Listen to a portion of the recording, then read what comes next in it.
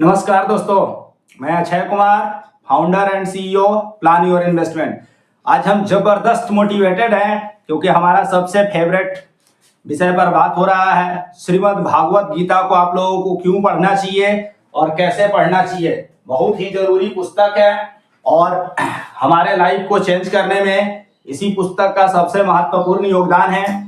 हम सभी धर्म, सभी संप्रदाय और सभी व्यक्ति को बात करेंगे कि हर व्यक्ति को श्रीमद् भागवत गीता पुस्तक अपने लाइफ में कम से कम 3 से 5 टाइम्स पढ़ना चाहिए। और जब भी आपको किसी भी प्रकार का जीवन में समस्या हो तो हर प्रकार की आपकी समस्याओं से निदान दिलाने के लिए गीता में हर प्रकार का क्वेश्चन अर्जुन के द्वारा भगवान श्री कृष्ण से पूछ लिया गया है। इसीलिए चलिए मेरे दोस्त, जय श्री कृष्ण के साथ, हरे कृष्ण के नारा के साथ हम लोग भगवत गीता को कैसे पढ़ना चाहिए, आप लोग को किस तरीका से आप सिंपल भाषा में, सिंपल तरीका से अपने लाइफ में गीता की कही हुई इंपॉर्टेंट बातों को आप समझ सकते हैं और कैसे इंप्लीमेंट कर सकते हैं। एक छोटा सा प्रयास है हमारे तरफ से कि ताकि आप लोग अपने जीवन में उन्नति को प्राप्त कर सकें। और जिस तरीका से हमारे लाइफ को श्रीमद् भागवत गीता ने बदल दिया, आप लोग भी जरूर अपने लाइफ को कुछ ना कुछ बदल पाएंगे। चलिए तो स्टार्ट करते हैं हम लोग। Bhagavad Gita guide to self realisation. आपको अपना आत्मज्ञान की बोध होने के लिए यह सबसे इंपॉर्टेंट पुस्तक है हमारे हिसाब से। इस पुस्तक को सबसे पहले आप लोग धार्मिक पुस्तक और इस प्रकार की हिंदू रिलीजियस इस प्रकार की मनगढ़ंत धारणाओं से निकाल दीजिए। आप सिर्फ ये समझ करके चलिए कि ये एक ऐसी पुस्तक है कि जो आपके हर प्रकार के जो भी आपके मन में दुविधाएं हैं, जिस भी प्रकार का कोई क्यूरोसिटी है, कोई क्वेश्चन है जिसका सॉल्यूशन नहीं मिल पा रहा है, गारंटी मान करके चलिए कि आप जब पढ़ना शुरू करेंगे तो आपके और हमारे बिहाफ में हर प्रकार के प्रश्न जो अर्जुन बहुत पहले पूछ चुके हैं, यानी ये परिस्थिति आएगा तो हम लोग क्या करेंगे, ऐसे होगा तो क्या करेंगे, तो ये क्वेश्चन आंसर प्रश्नोत्तरी है, ना कि कोई धार्मिक पुस्तक। आपको हर प्रकार की चीजें मिलेगा। तो चलिए हम लोग समझते हैं श्रीमद् भागवत गीता पुस्तक को आप लोगों को पढ़ना कैसे चाहिए, क्या करना चाहिए। क्या इस पुस्तक को हमेशा लाल प्रकार के एक रंगा या किसी भी प्रकार के लाल प्रकार के कपड़े में लपेट करके हमेशा रखना चाहिए और सिर्फ प्रणाम करना चाहिए? ऐसा हरगिज नहीं है। हम इसको हमेशा पढ़ते रहते हैं। जब भी हमको हमारे लाइफ में कोई भी प्रकार का परेशानी आता है तो हम निश्चित तौर पर सबसे पहला अगर बुक रेफर करते हैं तो वो यही बुक है श्रीमद् भागवत गीता। और इसी के बदौलत हमारे अंदर वो जोश और जुनून आ जाता है कि जिसके बदौलत हम कुछ भी करने के लिए रेडी हो जाते हैं। चलिए कैसे हम लोग पढ़ेंगे कि ताकि हम लोग मैक्सिमम आउटपुट निकाल सके गीता को पढ़ करके। चलिए समझते हैं क्या करना है आपको। सबसे पहले शांत मन से आप शुरुआत करिए। जब भी आप सबसे ज्यादा आप कोशिश कीजिए कि आप इसको मॉर्निंग में ही पढ़ने का प्रयास कीजिए। सबसे पहला बुक आपको अपने जीवन को बदलने के लिए श्रीमद् भागवत गीता को कम से कम मिनिमम 3 से 5 टाइम्स जरूर पढ़ना चाहिए। और जिन लोगों के पास अभी तक गीता नहीं है, एकदम कंफर्म खरीदिए।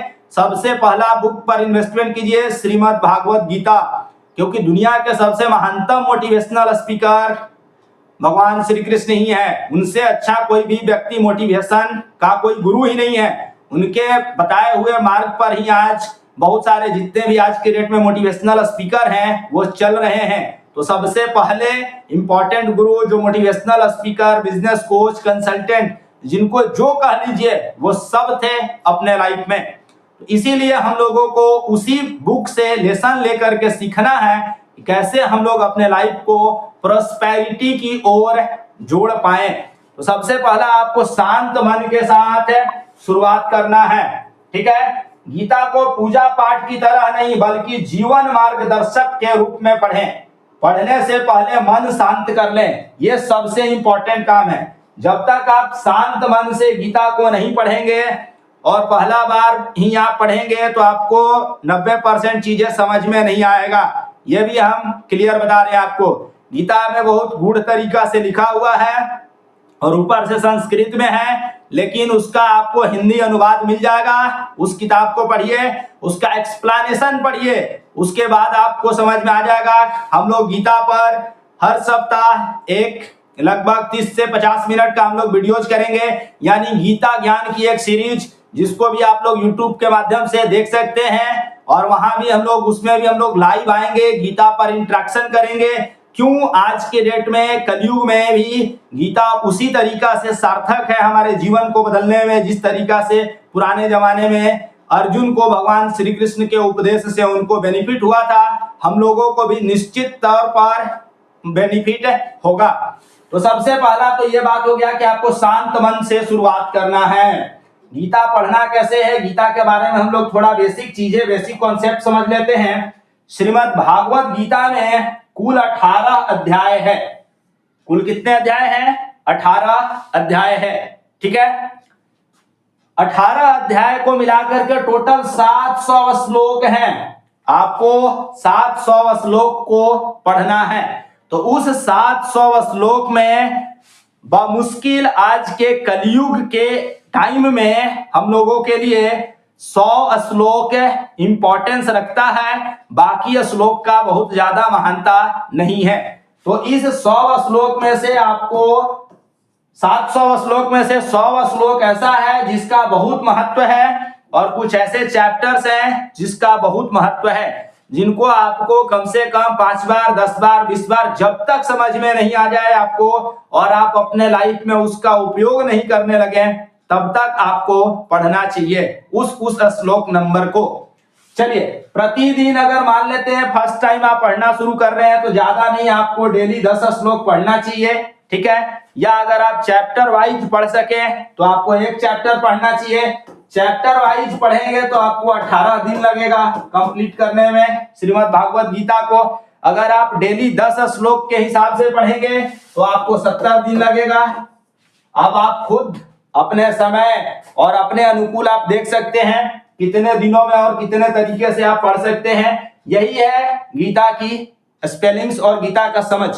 18 चैप्टर है टोटल, चैप्टर वाइज पढ़ेंगे, 18 दिन में आप फर्स्ट टाइम पढ़ सकते हैं। फिर सेकेंड टाइम आपको फिर से 18 दिन, ऐसे ही आपको करते रहना है, रिपीट करना है, तब आप बहुत अच्छे तरीका से गीता को समझ पाएंगे। आपको क्या करना है, गीता को अनुवाद के साथ पढ़ना है, क्योंकि आप टोटली हिंदी भाषी वाले हैं, तो हिंदी में समझना आसान होता है। जो लोग इंग्लिश में समझ सकते हैं इंग्लिश में समझिए।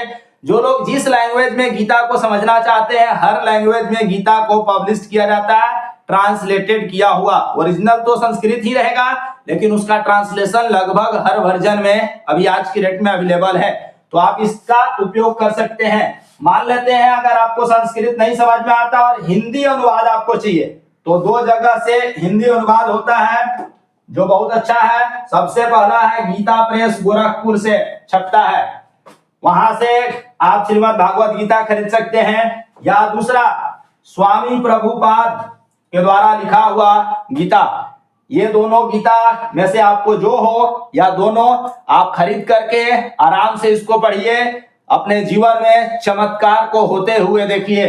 ठीक है, चलिए, अर्थ और प्रसंग को समझना है आपको। हर श्लोक का अनुवाद पढ़ें। सिर्फ श्लोक पढ़ लेने से आप अपने जीवन में कुछ नहीं कर पाएंगे, उसका अनुवाद पढ़ना है।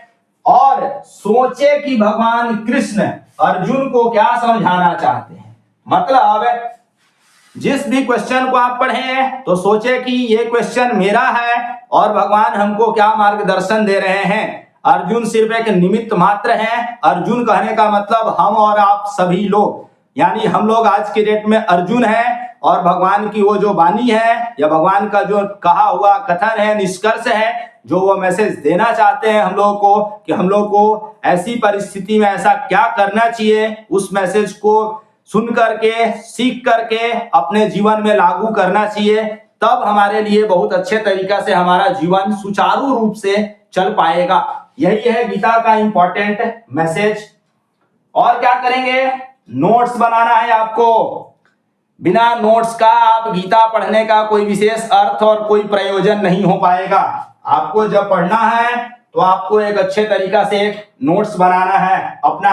जो श्लोक आपको जीवन से जुड़ा लगे उसका अर्थ लिख लें और जीवन में पूरे जीवन आप उसका उपयोग करें। आप डेली कुछ सीखेंगे और आप अपने जीवन में सुधार करते रहेंगे तो आप महान बन जाएंगे। क्या करना है आपको?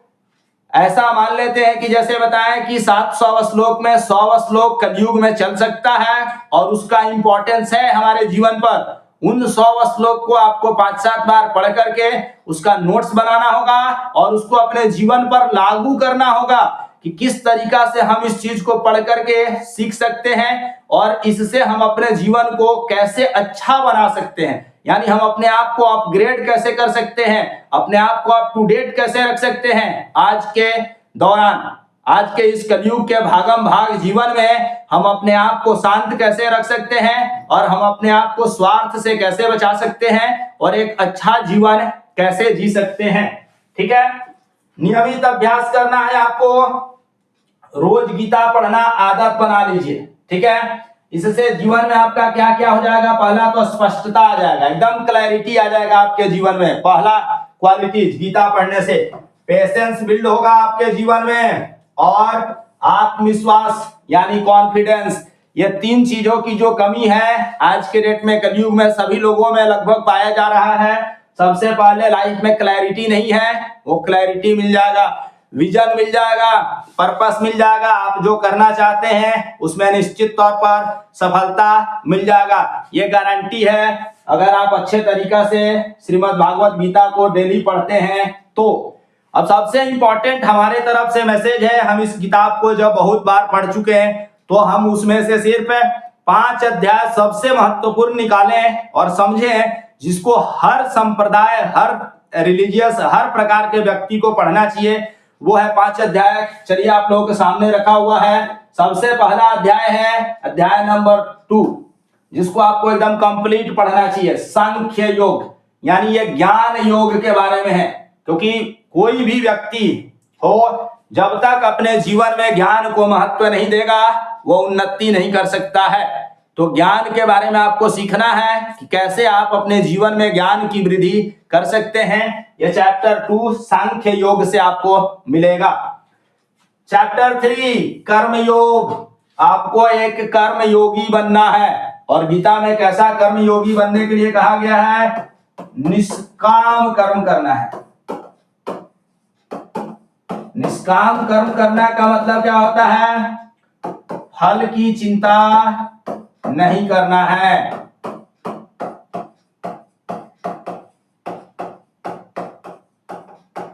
आपको सिर्फ और सिर्फ कर्म करना है, निष्काम कर्म, बिना फल की चिंता किए हुए। वो ऑटोमेटिक फल देने वाले तो ईश्वर है ही। आप जिस भी धर्म को मानते हैं, अल्लाह, वाहे गुरु, जो भी हो, ठीक है, या भगवान प्रभु जो मानते हैं, एकदम क्लियर कट मैसेज है कि आप सिर्फ अपना कर्म को अच्छे तरीका से कीजिए और आपके कर्म से किसी को प्रभाव नहीं पहुंचे, किसी के जीवन को आघात नहीं पहुंचे। आप बुराइयों से दूर रहिए, अपना अच्छाई को फैलाते रहिए, जीवन में देते रहिए लोगों को। लोगों के प्रति आपकी भावनाएं, ईमानदारी, ये सभी चीजें बहुत अच्छा होना चाहिए। आप अपना कर्म बस करते रहिए, फल की चिंता मत कीजिए। ऊपर बैठे हुए हैं प्रभु जो आपकी चिंता कर लेंगे। तो उसके बाद तीसरा जो चैप्टर इंपॉर्टेंट है वो है अध्याय नंबर 12 भक्ति योग। सबसे पहला आपको ज्ञान की प्राप्ति करना है, उसके बाद कर्म करना है, उसके बाद भक्ति करना है। भक्ति योग भी बहुत जरूरी है, क्योंकि बिना भक्ति का व्यक्ति पथभ्रष्ट हो जाता है और अपने जीवन में विभिन्न प्रकार का घमंड, आचरण, पाप, ये सभी चीजें करने लगता है। जब आपके जीवन में भक्ति का एक महत्व आएगा, भक्ति करने लगेंगे आप, भक्ति डिफरेंट प्रकार का होता है, तो भक्ति आप जब करने लगेंगे तब आपको समझ में आएगा कि आपको अपना जीवन कैसे जीना चाहिए, पाप कर्म से कैसे दूर रहना चाहिए। उसके बाद है चौथा जो आपको सबसे इंपॉर्टेंट चैप्टर पढ़ना है, अध्याय नंबर 14 प्रकृति के 3 गुण। प्रकृति के 3 गुण बताया हुआ है गीता में, सतोगुण, रजोगुण और तमोगुण। इन तीनों गुणों के अधीन ही प्रकृति में हम लोग इंसान के रूप में आ रहे हैं। कुछ पशु पक्षी जो जन्म ले रहे हैं, जन्म जन्मांतर का ये जो बंधन का जो नाटक है, ये यहीं से समझाया गया है। इस बंधन और इस चक्र को तोड़ने के लिए हम लोग को क्या करना चाहिए? तो सबसे पहला निचला जो गुण है तमोगुण है, यानी राक्षसी स्वभाव। किसी व्यक्ति को अगर दिन रात नींद लगते रहता है, वो थका थका महसूस करता है, मदिरा पान कर रहा है, दिन रात मांस खा रहा है, उल्टा सुल्टा काम कर रहा है, तो ये सारा गुण तमोगुण का है। सबसे पहला काम आपको करना होगा कि तमोगुण की चीजों को छोड़ना होगा। अगर आपके पास धन है, संपदा है, ऐश्वर्य है और उसका आप अगर अभिमान कर रहे हैं तो आप रजोगुण के वशीभूत हो चुके हैं।